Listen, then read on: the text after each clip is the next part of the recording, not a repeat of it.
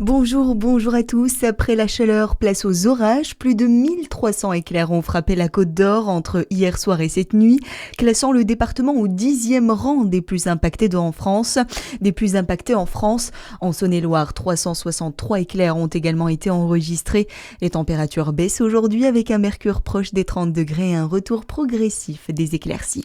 Dans le reste de l'actualité, 100 jours pour aider les victimes et faire avancer la justice, l'association France Victimes donne 3 mois au garde des Sceaux, Gérald Darmanin, pour mettre en œuvre 22 propositions de repérage, d'accompagnement et de protection d'enfants victimes de violences sexuelles après l'affaire Liana.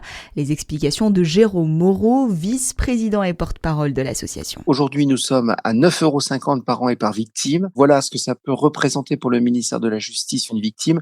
Nous demandons une rallonge budgétaire de 7 millions d'euros de manière immédiate. Ça fait 12% du budget de l'aide aux victimes au niveau national sur le budget du ministère de la Justice. Donc, c'est une petite enveloppe.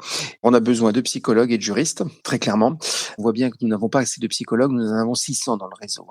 Et il nous en faut au moins 130 de plus. Il faut maintenant une volonté politique qui se traduise en actes et en action. Et de nouveaux rassemblements devant les tribunaux sont prévus aujourd'hui pour dénoncer les dysfonctionnements de la justice. Ce sera le cas notamment devant les tribunaux de Dijon et de Besançon. Journée justice morte également contre le projet du garde des Sceaux Gérald Darmanin sur la justice criminelle et le respect des victimes, alors que le texte fait son retour cette semaine à l'Assemblée. Si vous êtes client Orange ou Sosh et que votre téléphone ne capte plus, vous n'êtes pas seul. Depuis ce matin, une panne technique perturbe une partie des services mobiles d'Orange.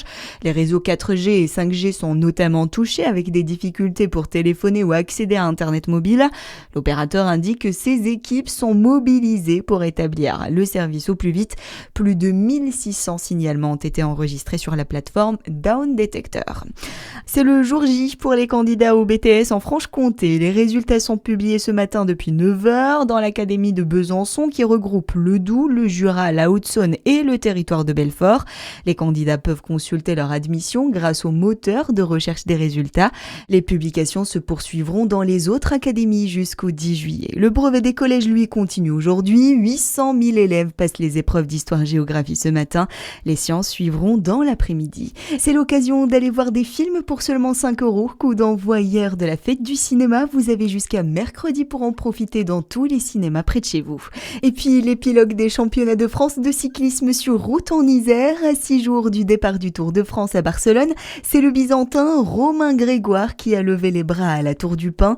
Le jeune puncher de la Groupama FDJ décroche son premier maillot bleu-blanc-rouge. Voilà pour l'actualité. Bonne journée sur Fréquence Plus.